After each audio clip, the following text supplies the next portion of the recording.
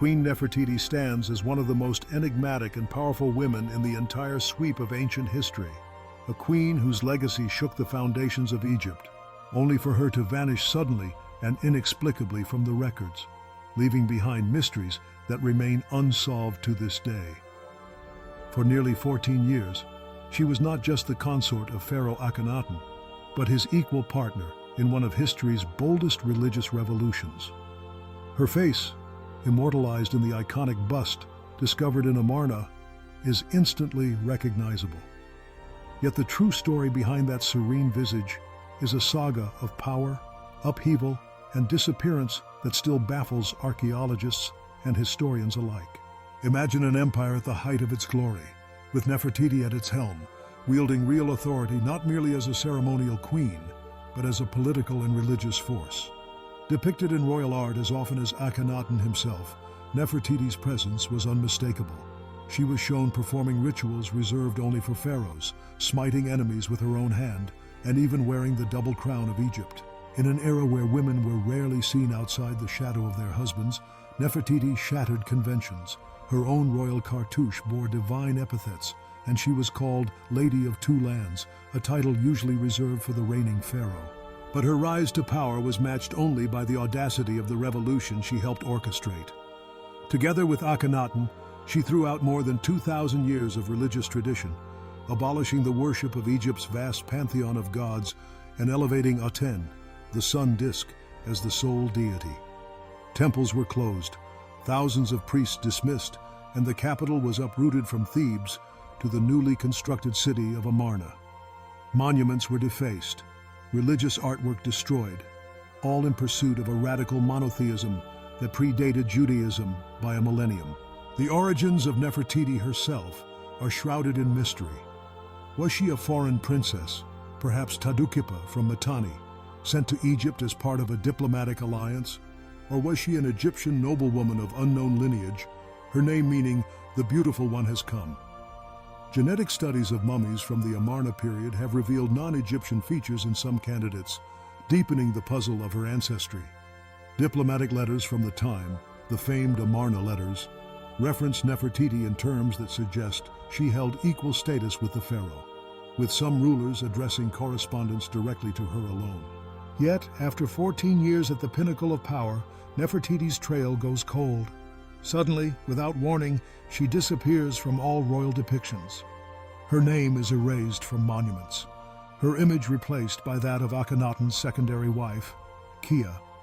No records of her death, no burial inscriptions, nothing but a historical silence so profound that it has fueled countless theories and searches for her lost tomb. Was she disgraced and cast out, dying in childbirth, or executed for rebellion? Did she ascend to the throne herself, ruling as the mysterious male pharaoh Smenkhkare, possibly cross-dressing to legitimize her reign in a time of crisis? Or did she flee Egypt altogether when the Aten religion collapsed, leading a resistance against the resurgent priesthood, or simply vanishing into the mists of history? The search for her tomb is one of the great archaeological quests. Despite intensive efforts in the Valley of the Kings, no definitive burial site has been found.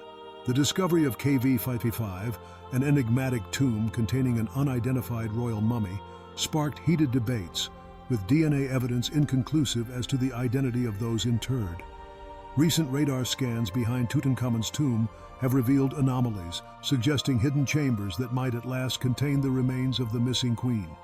CT scans, facial reconstructions, and chemical analyses of cosmetics and artifacts continue to push the boundaries of scientific inquiry, each new discovery bringing us closer yet never quite delivering the final answer. Nefertiti's family life was just as extraordinary.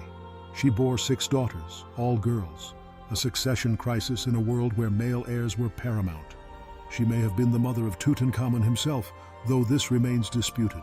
Her daughter, Ankhesenamun, would marry Tutankhamun, linking the bloodline through generations. Yet this royal family was plagued by genetic disorders, the consequence of centuries of inbreeding among the elite. The art of the Amarna period reflects the revolution she helped lead. Gone are the stiff, formal poses of earlier dynasties.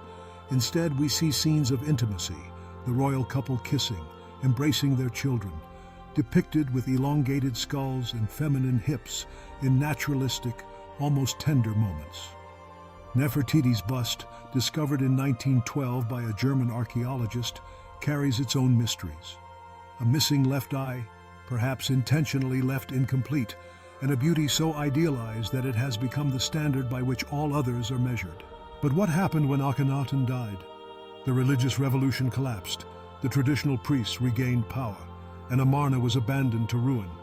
Monuments were defaced, royal names erased, and Tutankhamun restored the old gods, moving the capital back to Thebes. In the counter-revolution that followed, Nefertiti's legacy was all but obliterated, her role as queen and possible pharaoh hidden beneath layers of deliberate erasure. Modern archaeology continues to chase her ghost. Ground-penetrating radar sweeps the Valley of Kings for signs of undiscovered chambers. DNA and CT analysis of royal mummies press for answers.